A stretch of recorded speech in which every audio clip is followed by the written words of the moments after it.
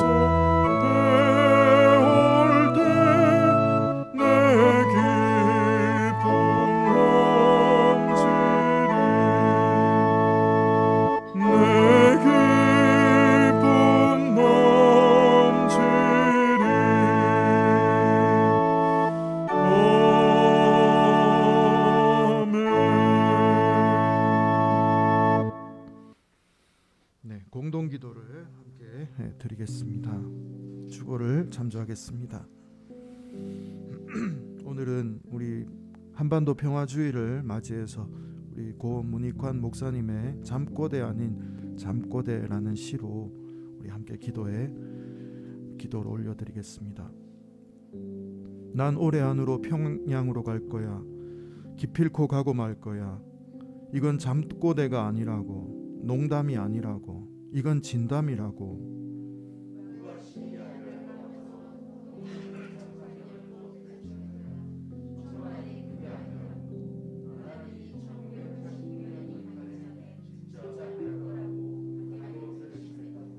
시작이 반이라는 속담 있지 않아? 모란봉에 올라 대동강 흐르는 물에 가슴 적실 생각을 해보라고. 거리거리를 거닐면서 오가는 사람 손을 잡고 손바닥 온기로 회포를 푸는 거지. 얼어붙었던 마음 풀어버리는 거지.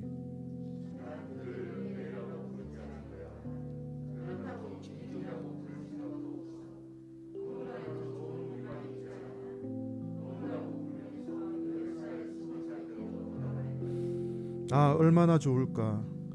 그땐 일본 제국주의 사슬에서 벗어나려고 이 2천만이 한 마음이었거든.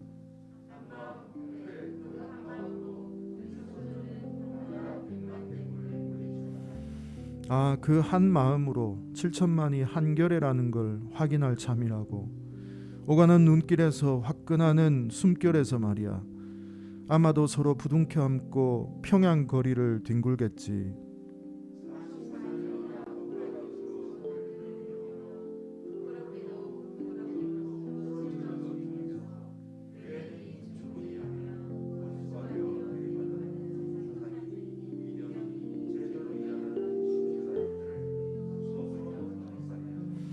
뱃속 편한 소리 하고 있구만. 누가 자네를 평양에 가게 한대? 국가보안법이 아직도 시퍼렇게 살아있다고. 객적은 소리 하지 말라고. 난 지금 역사 이야기를 하고 있는 거야. 역사를 말하는 게 아니라 산다는 것 말이야.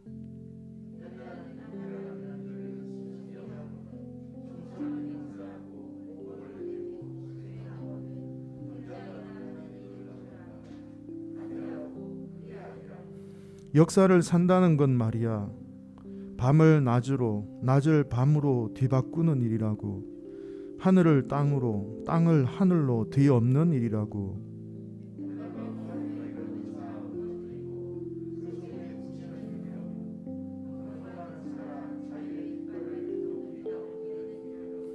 벽을 문이라고 지르고 나가야 하는 이 땅에서 오늘 역사를 산다는 건 말이야, 온 몸으로 분단을 거부하는 일이라고. 없다고 소리치는 일이라고. 서울역이나 부산 광주역에 가서 평양 가는 기차표를 내놓으라고 주장하는 일이라고. 다 함께 침묵으로 또 우리 한반도 평화를 위해서 기도하겠습니다.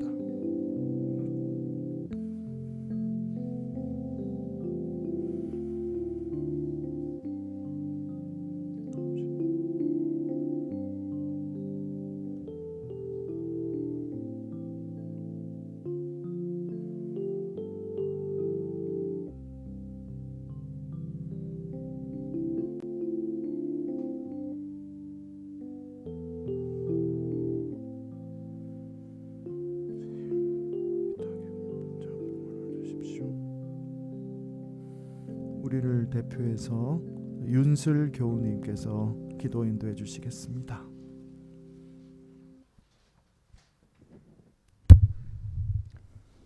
오늘도 하나님 말씀을 듣는 예배의 자리에 인도해 주신 하나님 감사합니다. 하나님께서 항상 나와 동행하고 있음을 기억하게 하시고 항상 하나님과 대화하는 내가 될 수 있게 도와주세요. 아멘. 코로나19 전염병으로 마스크를 쓰며 불편한 생활을 한 지 벌써 1년 반이 되어가고 있습니다. 하나님은 왜 전염병으로 많은 인간을 죽이고 우리의 삶을 힘들게 만드시는 것인가 하고 원망을 했지만 이것은 인간의 관점에서만 본 것이었습니다. 지구는 인간만의 것이 아니며 우리는 살아가는 동안 지구를 잠시 빌려 쓰는 것으로 후손에게 깨끗한 지구를 물려줘야 합니다. 우리 삶의 편리함 때문에 지구 환경을 파괴하고 있었음을 회개합니다. 아멘. 일상생활에서 지구 환경을 지키기 위해 물과 전기를 아껴 쓰고 식사 때는 채소를 더 많이 먹고 가까운 거리는 걷기와 자전거 타기를, 에어컨 사용을 줄이고 유튜브 시청보다는 책을 읽기 위해 노력하겠습니다. 올해 2월 1일 미얀마에서 일어난 군사 쿠데타는 5개월째 진행되고 있습니다. 어제 미얀마 군부 총사령관은 저항 세력에 대해 강경 대응을 하겠다고 인터뷰를 했습니다. 하나님, 미얀마 국민들을 위해 기도합니다. 하루빨리 미얀마의 군부 독재가 물러나고 미얀마에 평화가 올 수 있게 하나님 역사해 주세요. 아멘. 이 모든 말씀 예수님 이름으로 기도합니다. 아멘.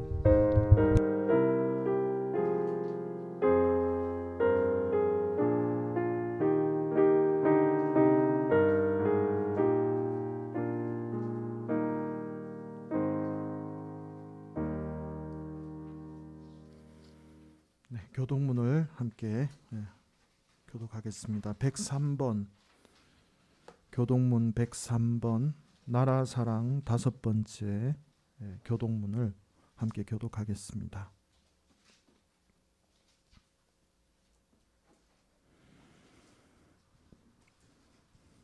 내가 비옵는 것은 그들을 세상에서 데려가시기를 위함이 아니요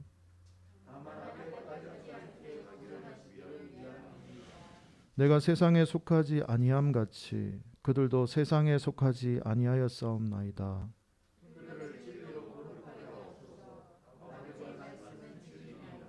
아버지께서 나를 세상에 보내신 것 같이 또 그들을 위하여 내가 나를 거룩하게 하오니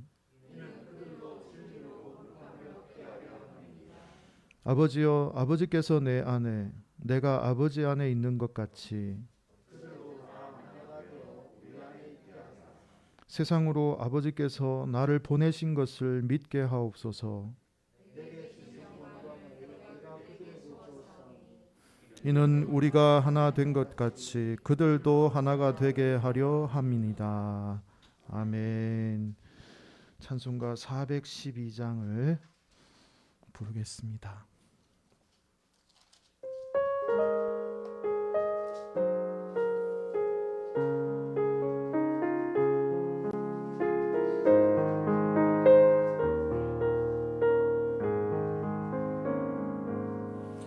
내 영혼의 그 깊은 데서 맑은 가락이 울려나네.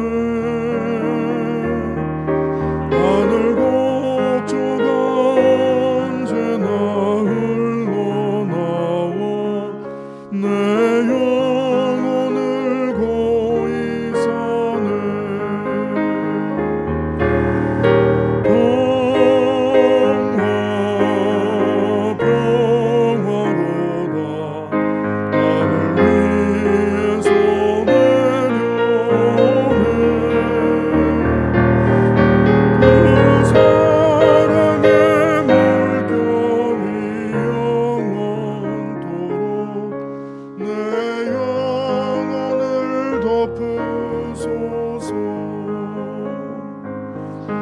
내 맘속에 솟아난 이 평화는 깊이 묻힌 보배로다.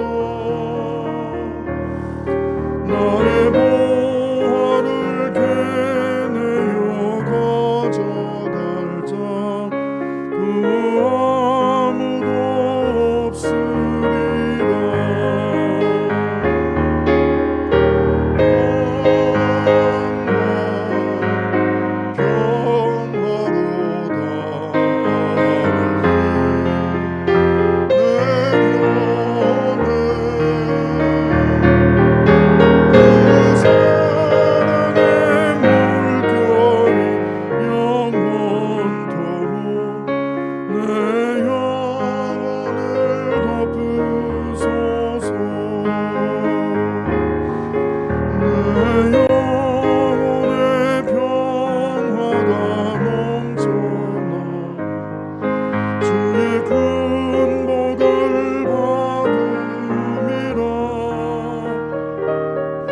내가 주야로 주님과 함께 있어 내 영혼이 편히 쉬네. 평화로다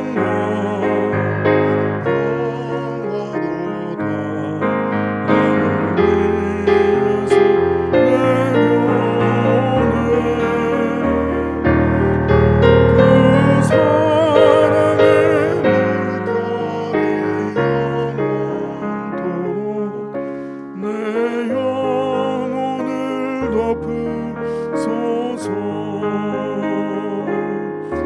이 땅 위에 험한 길 가는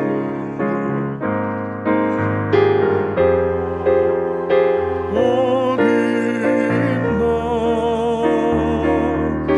우리 모두 다 예수를 친구 삼아 참 평화를 누리게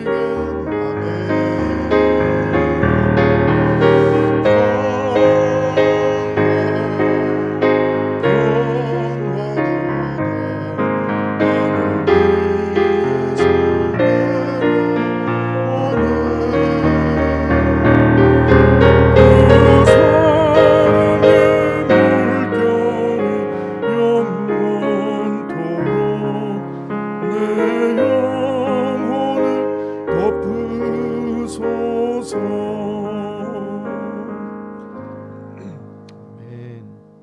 오늘 우리에게 주신 하나님의 말씀은 마가복음 5장 말씀입니다.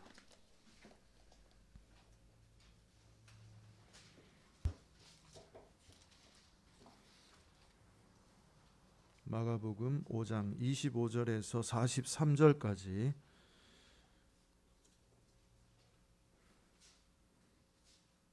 말씀입니다.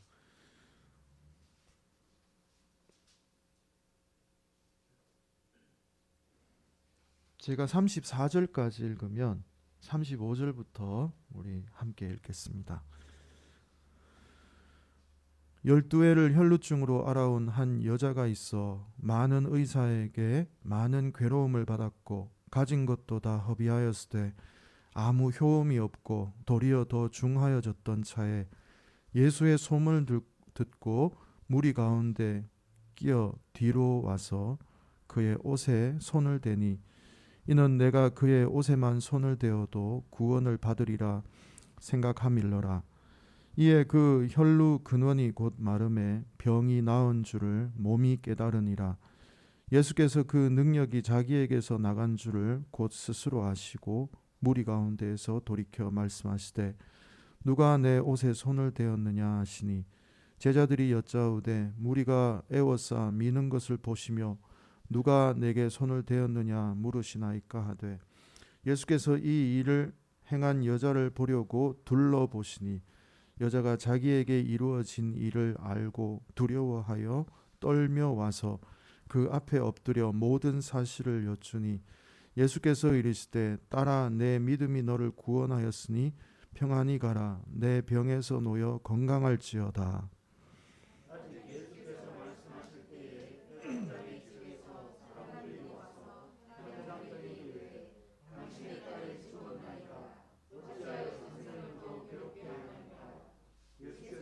그런 말을 곁에서 들으시고 회당장에게 이르시되 두려워하지 말고 믿기만 하라 하시고 베드로와 야고보와 야고보의 형제 요한 외에 아무도 따라옴을 허락하지 아니하시고 회당장의 집에가 떠드는 것과 사람들이 울며 심히 통곡함을 보시고 들어가서 그들에게 이르시되 어찌하여 떠들며 우느냐 이 아이가 죽은 것이 아니라 잔다 하시니 그들이 비웃더라.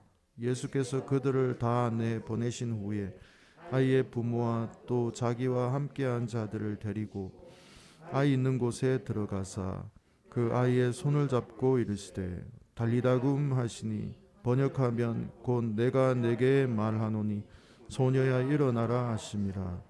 소녀가 곧 일어나서 걸으니 나이가 12살이라. 사람들이 곧 크게 놀라고 놀라건 예수께서 이 일을 아무도 알지 못하게 하라. 그를 많이 경계하시고 이에 소녀에게 먹을 것을 주라 하시니라. 아멘. 제가 21절부터 24절 빼먹었습니다. 제가 한번 읽겠습니다. 21절입니다. 예수께서 배를 타시고 다시 맞은편으로 건너가시니 큰 무리가 그에게로 모이거늘 이에 바닷가에 계시더니 회당장 중에 하나인 야이로라 하는 이가 와서 예수를 보고 발 아래 엎드려 간곡히 구하여 이르되 내 어린 딸이 죽게 되었사오니 오셔서 그 위에 손을 얹으사 그로 구원을 받아 살게 하소서 하거늘 이에 그와 함께 가실새 큰 무리가 따라가며 애워싸 밀더라. 아멘. 이는 하나님의 말씀입니다. 아멘. 딸아 소녀야 라는 제목으로 하나님의 말씀을 함께 나누겠습니다. 오늘 여러분 성경 본문 5장 21절부터 43절이 한 스토리거든요. 보니까 어떤 생각이 드십니까? 다 읽고 난 다음에 생각은 이야기가 길다는 겁니다. 너무 단순한가요? 길다는 것 굉장히 중요합니다. 왜냐하면 마가복음은 여러분 16장밖에 안 돼요. 예. 그리고 마가복음의 특징은 문장이 아주 짧고 이야기 스토리도 짧게 간단하고 명료하게 진행이 됩니다. 그런데 유독 오늘 읽었던 이 이야기는 굉장히 깁니다. 길다는 그 자체가 굉장히 많은 것을 함유하고 있어요. 마가의 서술하는 서사적 방법에 의하면 이 화자, 그러니까 복음서를 적고 있는 사람이 뭔가 이 이야기를 통해서 다른 것보다 굉장히 하고 싶은 말이 많은 거예요. 예, 길다는 것. 그리고 굉장히 중요하기 때문에 길게 지금 이야기하고 있겠죠. 뭐 별로 중요하지 않으면 조금 짧게 하고 지나갔을 텐데 굉장히 깁니다. 이 길다라는 것이 많은 것을 함유하고 있다는 것을 먼저 알 수 있고요. 그리고 오늘 이 성경 본문의 독특한 구조입니다. 마가복음에서 신약학자들이 샌드위치 구조라고 말해요. 이야기가 갑자기 하나가 툭 튀어나와서 중간에 끼어 들어갑니다. 이 마가복음에만 나타나는 아주 독특한 방식인데 이걸 샌드위치 구조라고 그렇게 말해요. 오늘도 회당장 야이로라고 한 사람이 딸이 죽게 되었으니까 좀 이렇게 고쳐주십시오 하고 말했는데 이제 그 말을 듣고 예수님이 이동하다가 갑자기 12년 동안 혈루병을 앓은 여인이 등장해서 그걸 고쳐주시고 다시 야이로의 딸을 죽은 야이로의 딸을 살려주시는 이런 이야기로 샌드위치 구조로 되어 있습니다.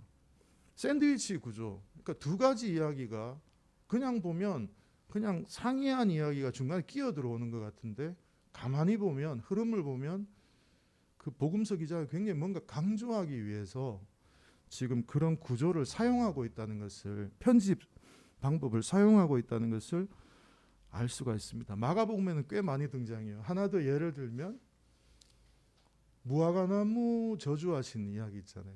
예수님이 길 가다가 시장하셨어요. 무화과나무가 있어서 먹으려고 하는데 열매가 없고 나무 잎만 무성했어요. 저주하시죠.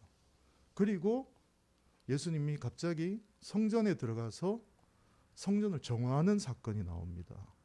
그리고 그 정화하고 나오고 난 다음에 다음 날 보니까 무화과 나무가 시들어 있더라. 이런 이야기가 이게 샌드위치 구조라고 하거든요. 뭐 베드로와 예수님이 신문 받는 장면에서 베드로 이야기가 끼어들었다가 또 예수님 신문 받는 장면으로 이어지는 이런 것들 다 마가복음에서 나오는 독특한 방법이에요.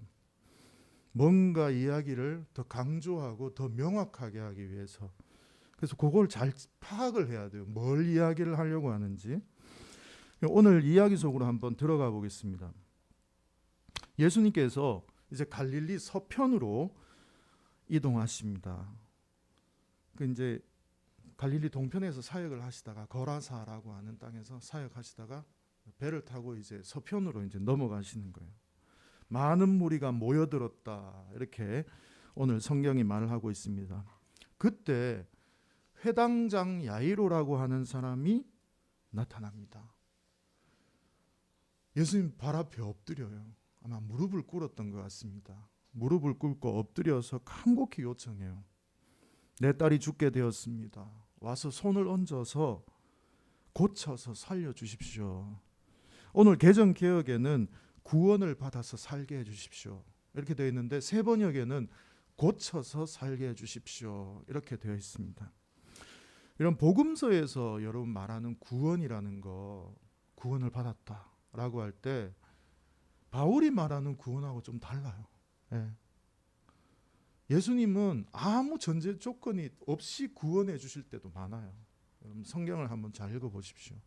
아무런 전제, 그냥 병자 자체가 예수님의 사역의 목적일 때도 많아요. 고쳐주시면서 하나님 나라가 임했더라고 말하는 경우도 있고, 우리는 예수님을 믿어야 구원받는다고 그렇게 말하지만 실제로 복음서에는 예수님을 믿지 않아도 구원받는 경우가 많습니다. 오늘은 또 좀 다른 면이지만 여러분 구원받아 살게 해주십시오. 새 번역에는 고쳐서 살게 해주십시오. 저는 여기에서 구원의 다양한 모습을 발견하게 됩니다. 굉장히 현실적이죠. 치유하는 게 구원이에요. 지금 이 상황에서.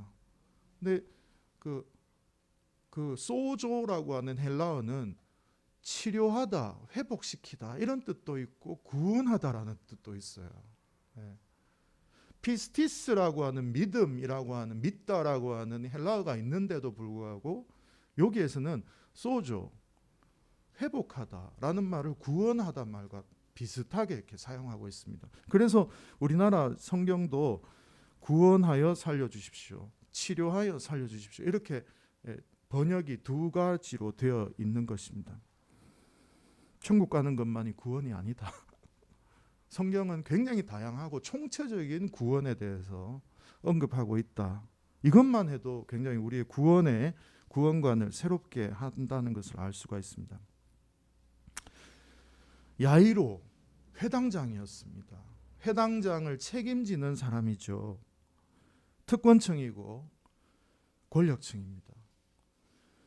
그런 사람이 당시에 지금 예수님이 바리새인과 제사장하고 갈등을 지금 일으키고 있는 상황에서, 사람들이 지금 다 보고 있는 상황에서 예수님 앞에 와가지고 무릎을 꿇었다는 거 상상할 수 없는 일이거든요.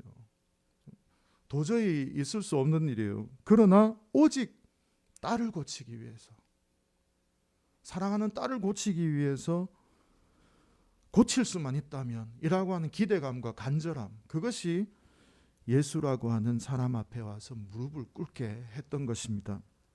믿음이 많았다라고 말을 하고 싶진 않아요. 그 딸을 향한 간절한 마음으로 예수님 앞에 자기의 그 권력과 그 특권을 다 내려놓고 무릎을 꿇었던 것입니다. 예수님은 그런 간절한 요청을 거절하지 않고 그 집으로 가십니다. 자, 24절 말씀을 같이 한번 읽어보겠습니다. 24절, 자, 시작. 이에 그와 함께 가실새 큰 무리가 따라가며 애워싸더라. 네, 애워싸, 밀더라. 예, 밀더라. 예수님이 지금 가고 있는데 막 큰 무리가 또 따라가요. 이제 그 상황입니다. 그 상황에서 한 여인이 갑자기 출현합니다. 12해를 혈루병으로 앓아온 한 여인이 등장합니다. 이 여인은 회당장 야이로와 굉장히 대조를 이루는 사람이에요. 비교할 수 없을 만큼 사실 이 여인은 끔찍한 삶을, 비참한 삶을 살아왔습니다. 일단 출혈이라는 부정한 병에 걸렸어요. 율법에 의하면 출혈을 하는 그 병은 아주 부정한 병이었습니다. 환자였죠. 오늘 보면 여러 의사를 찾아다니다가 그냥 탕진해 버린 상황입니다. 가난했어요. 사회적 약자입니다. 그리고 이 시대의 여성이었어요. 사회적 구조 시스템에서 이 여인은 도저히 살아갈 수 없는 사람이에요. 회당장 야이로와 그 딸하고는 완전히 극명하게 대조를 이루고 있죠. 지금 스토리가 그렇습니다. 야이로와 그 딸은 특권층이었고 권력층이었고 주류였고, 특히 회당장은 남성이었어요. 이 여인은 여성입니다. 이 대조 속에서 과연 예수님이 어떻게 행동할까? 이 예수님의 행동에 집중하게 지금 복음서 기자는 만들고 있는 것이죠. 예수님은 회당장 야이로의 딸을 고치기 위해서 이동하는 중이었습니다. 한시가 급해요. 빨리 가서 고쳐줘야죠. 그런데 그 시급한 순간에 예수님은 발걸음을 멈추었습니다. 혈루병을 앓는 그 여인은 부정했기 때문에 누구와도 접촉을 할 수 없는 사람이에요. 거기에 나타나서도 안 됩니다. 아마 사람들이 그 여인이 혈루병에 앓는 여인이라는 걸 알아봤다면 바로 그 길거리에서 봉변을 당할 수도 있는 그런 상황이었습니다.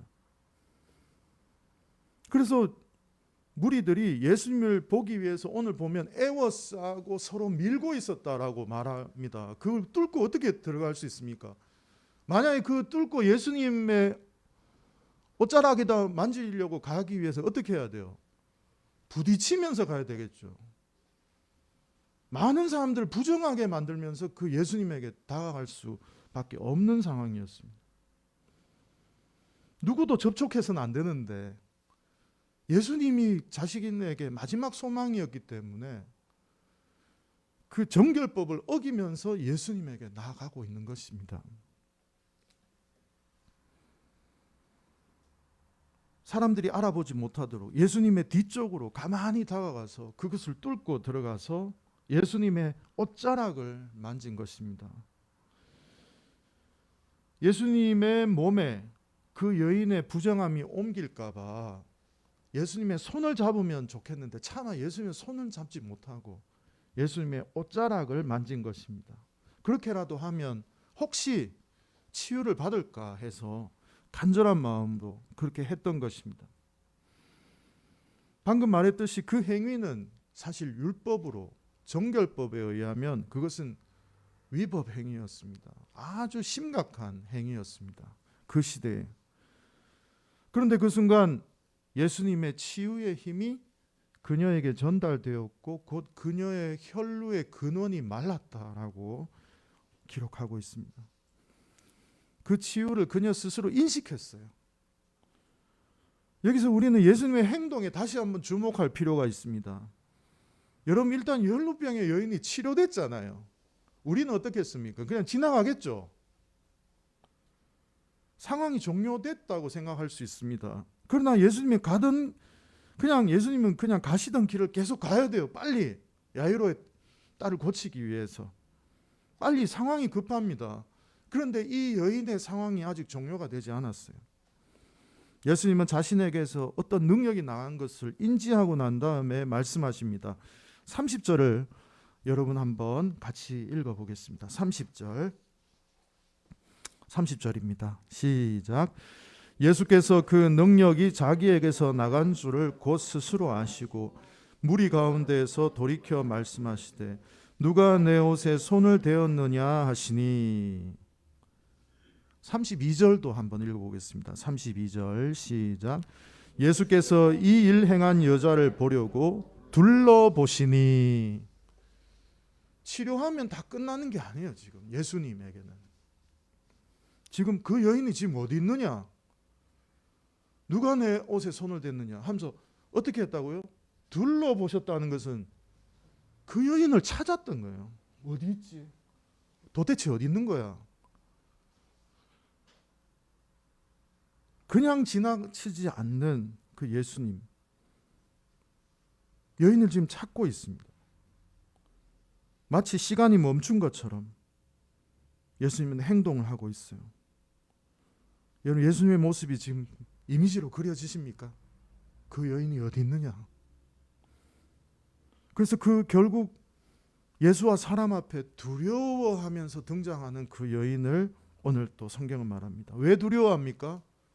자신이 부정한 여인인데 밀리고 밀리면서 들어왔기 때문에 여러 사람들하고 이미 접촉을 했어요. 그리고 그 예수님에게조차도 자신이 건드려 버렸습니다. 두려울 수밖에 없죠.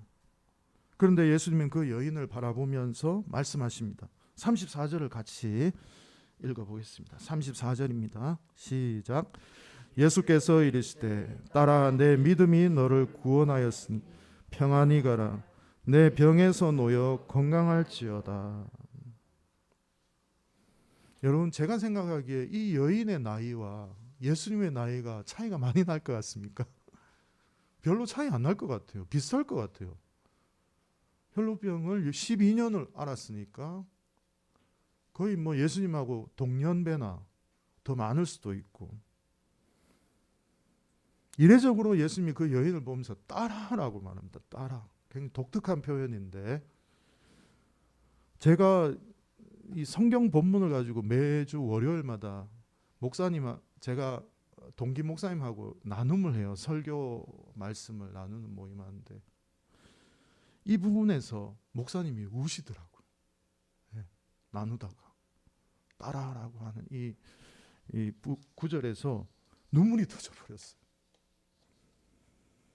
여러분, 이 여인은 혈루병으로 12년을 살았습니다. 아마 결혼을 못했거나 결혼을 했어도 버림받았을 것입니다. 가족들과 함께 지낼 수가 없죠. 왜냐하면 부정한 사람이기 때문에 같이 살면 자꾸 접촉이 되지 않습니까? 가정마저도 정결법이라고 하는 그 율법에 얽매여서 가족과도 헤어져서 살아야만 했을 것입니다. 가난했습니다. 그 병을 고치기 위해서 이리저리 의사를 찾아다니다가 가난해져 버렸어요. 거기다가 여성입니다. 당시 여성들은 혼자의 힘으로 살아갈 수 없는 사회였습니다. 얼마나 비참했을까요? 거기다가 그 당시의 사람들은 병이라고 하는 것은 저주의 어떤 하나의 현상이라고 생각했거든요. 고대 근동에서는 죄의 결과라든지 저주의 결과로 생각했기 때문에 영적으로도 나는 버림받은 사람이라고 생각하고 살았을 것입니다. 그녀는 유대인이었지만 하나님으로부터조차 버림받았다라고 생각하며 살았을 것입니다. 그런데 예수님께서 딸아라고 부르시는 겁니다. 이 딸아라고 하는 표현은 굉장히 독특한 표현인데 아브라함의 딸이라는 그런 표현이에요. 너도 아브라함의 딸이야. 너도 하나님의 자녀야. 너도 하나님의 딸이야. 라는 그런 의미입니다. 가슴이 무너지는 선언이죠. 나와 같은 자도 하나님의 자녀라니, 아브라함의 딸이라니, 버림받은 인생인 줄 알았는데 사람들 앞에 공식적으로 선언하는 것입니다. 이 여인이 회복되었다고, 이 여인도 아브라함의 딸이라고, 이 여인도 하나님의 자녀라고 그렇게 말씀하고 있는 것입니다. 얼마나 감격적인 말입니까? 그녀에게는 치유만 필요했던 게 아니에요. 공동체 속에서 살아가야 돼요. 그 여인이 살아갈 수 있도록 사람들 앞에서 공식적으로 선언하는 거예요. 이 여인도 당신들과 같은 아브라함의 자녀들이라고 말하고 있는 것입니다. 예수님께서 완전한 회복을 지금 베풀어 주고 있는 것이죠. 만약 예수님께서 병만 치료해 주시고 가셨다면 이 여인은 병은 고쳤지만 평생 율법을 어겼다는 죄책감 속에서 살아야만 했을 것입니다. 그리고 그녀를 바라보는 사람들도 그렇게 생각했을 것이고 사람들도 여전히 그녀를 부정한 사람으로 생각했을 것입니다. 율법으로는 여러분 부정한 사람과 접촉하면 부정해지죠. 그런데 예수님은 부정과 접촉하셨으나 오히려 그 부정을 정결하게 하셨습니다. 여러분, 하나님의 나라는 율법과 토라를 뛰어넘어선 새로운 질서인데 예수님께서 율법을 뛰어넘는 하나님의 치유와 사랑과 구원을 지금 눈으로 보여주고 계신 거예요. 하나님의 나라는 이런 율법 중요하지.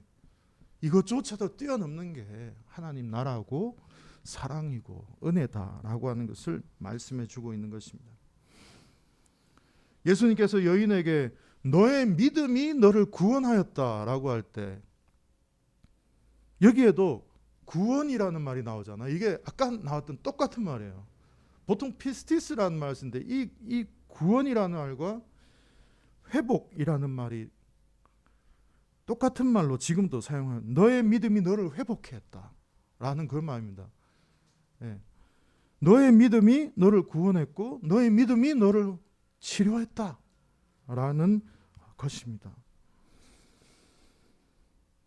그리스도인이 가져야 할 구원에 대한 새로운 지평을 열어주고 있습니다. 지난주에 지평선이라고 누가 이야기했던데 새로운 지평을 지금 열어주고 있는 것이죠. 예수님은. 그런데 여기에서 회당장이 있을 것 아닙니까? 지금 그걸 보고 있어요. 지금 까맣게 다 들어가지 않겠어요? 근데 뭘 배우고 있었겠습니까? 네 믿음이 너를 구원했다라고 하는 말을 들으면서 이 회당장은 지금 믿음이 중요하다라고 하는 것을 알고 있는 거예요. 이제 믿음으로 치료가 되는구나 라고 하는 걸 지금 산교육을 하고 있는 거예요. 예수님이 지금 가슴은 다 들어가고 있는데 딸이 지금 죽어가고 있는데 가장 중요한 것을 보여주고 계신 거예요. 예수님께서.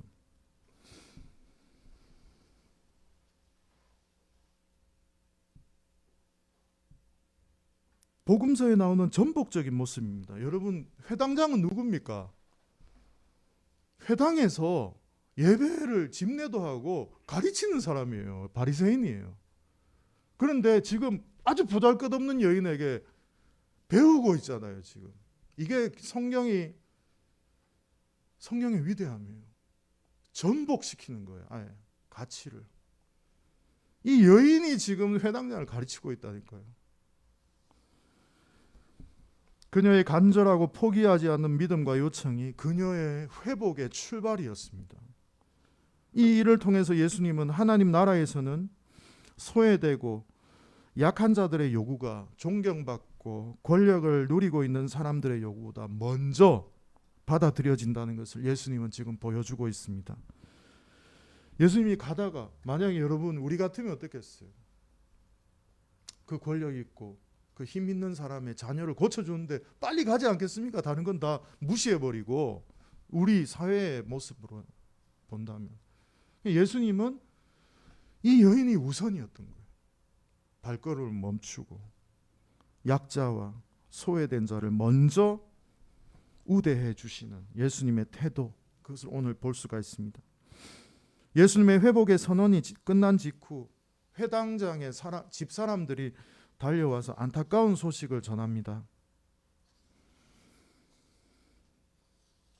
예수님께서 여인을 치료하고 회복하는 그 대화가 이루어지는 그 동안에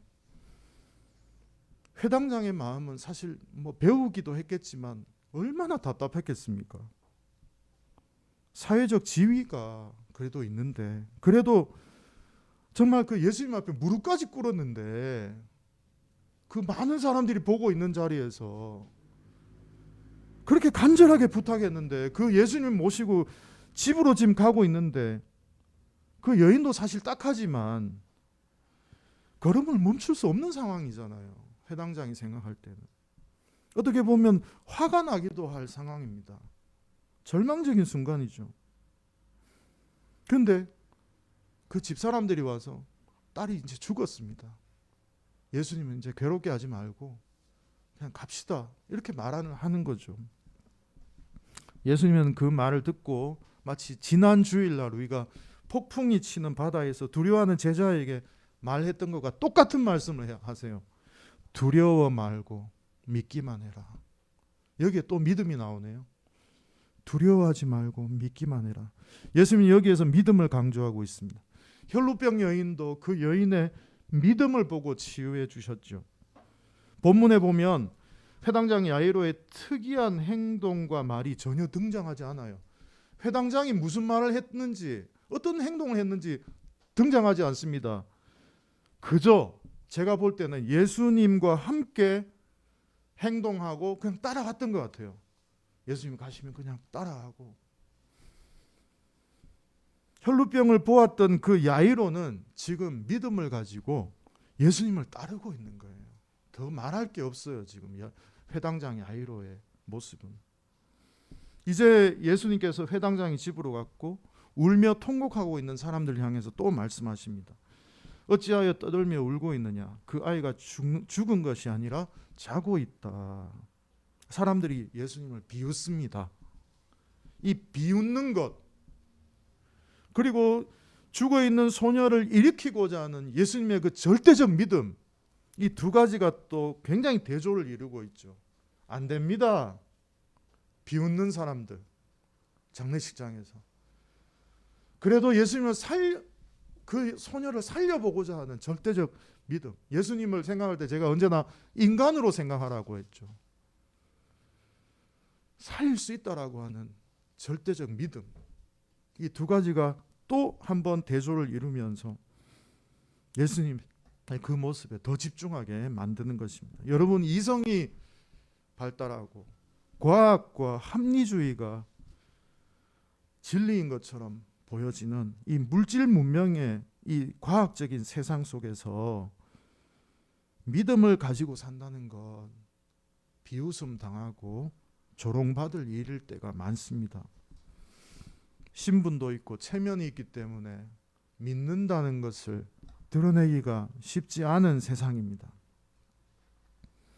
이런 세상에서 믿음으로 산다는 것이 얼마나 힘듭니까? 그러나 여러분, 믿음의 영역이 있다는 것을 잊지 마십시오.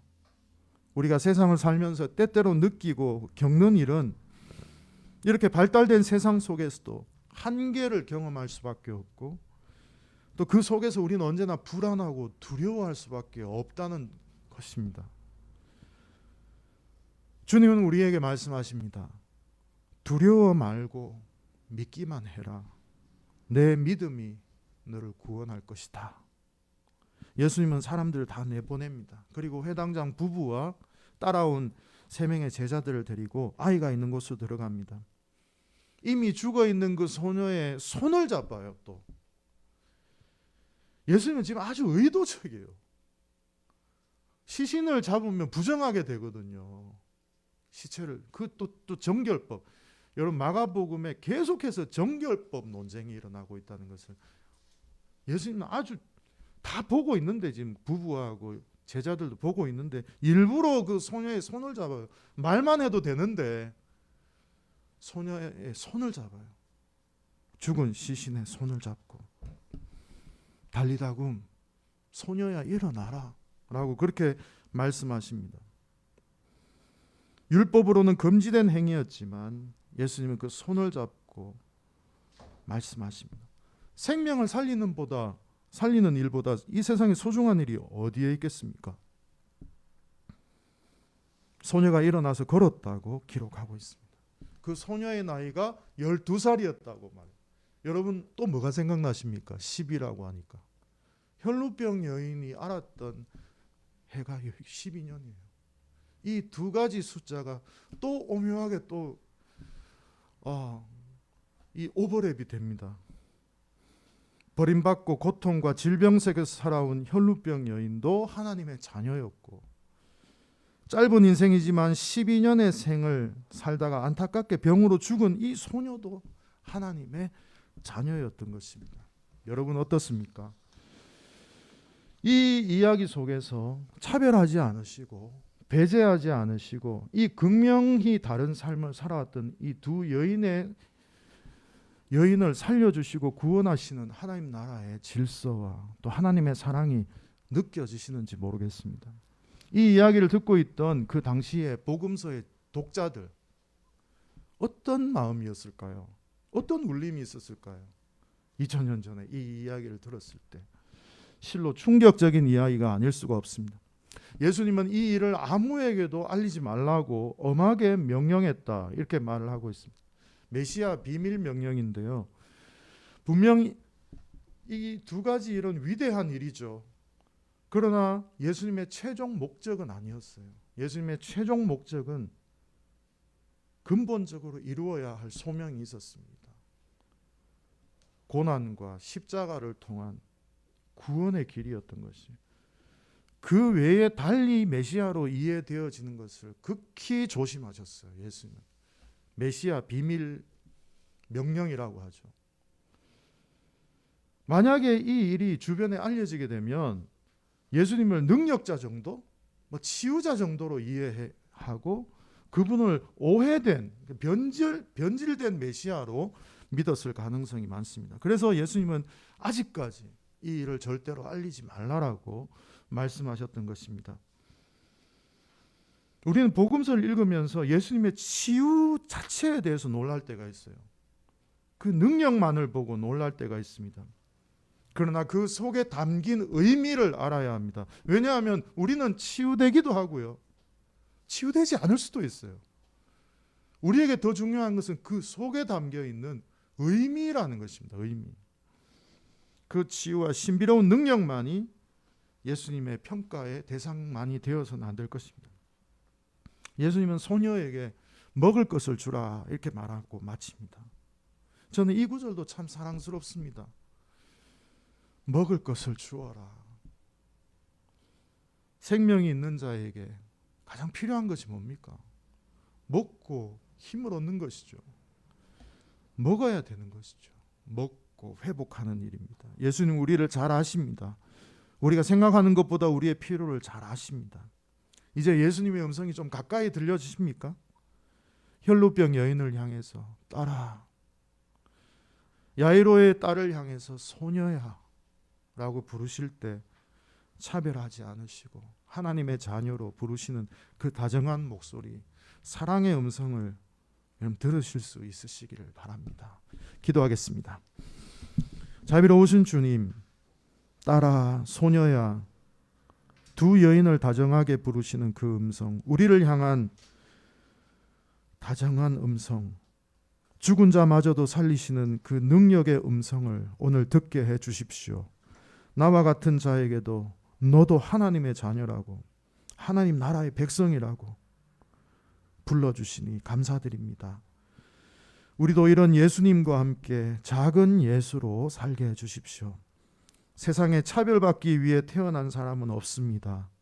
성별, 장애, 병력, 나이, 출신 국가, 출신 민족, 인종, 피부색, 언어, 출신 지역, 용모 등의 신체 조건, 혼인 여부, 임신 또는 출산, 가족 형태 및 가족 상황, 종교, 사상이나 정치적 의견, 범죄 전력, 보호 처분, 성적 지향, 학력, 사회적 신분 등을 이유로 이 사회에서 차별받지 않게 해주십시오.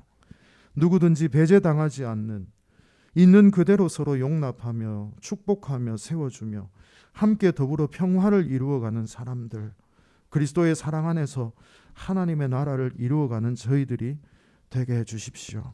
예수님의 이름으로 기도드립니다. 아멘. 찬양 드리겠습니다.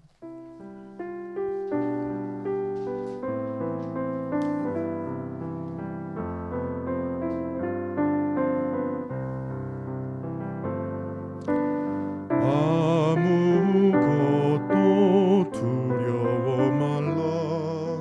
주 너의 하나님이 지켜주시네. 놀라지 마라, 겁내지 마라. 주님 나를 지켜주시네. 아무것도 두려워 말라. 주 나의 하나님이 지켜주시네. 놀라지 마라, 겁내지 마라. 주님 나를 지켜주시네. 내 맘의 힘에 겨워 지칠지라도 주님 나를 지켜주시네. 세상의 험한 풍파 몰아칠 때도 주님 나를 지켜주시네.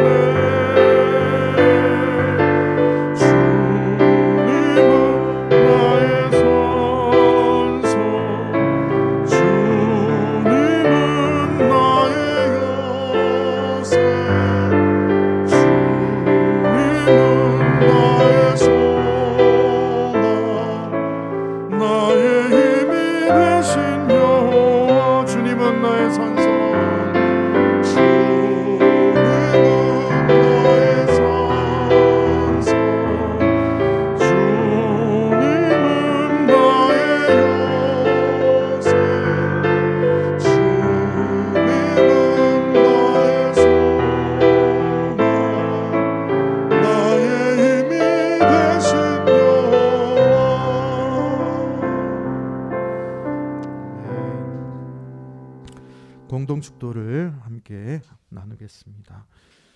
주님이 그대 앞에 계셔서 그대에게 바른 길 보이시기 바랍니다.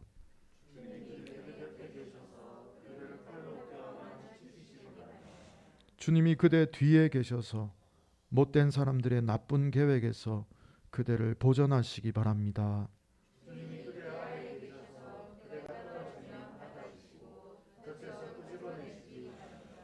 주님이 그대 안에 계셔서 그대가 슬퍼할 때에 그대를 위로하시기 바랍니다.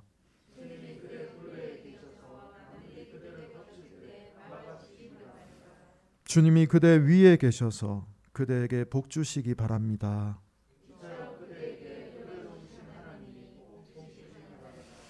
주 예수 그리스도의 은혜와 하나님의 사랑과 성령의 사귐이 우리 모두와 영원히 함께 하시기를 기도합니다. 아멘.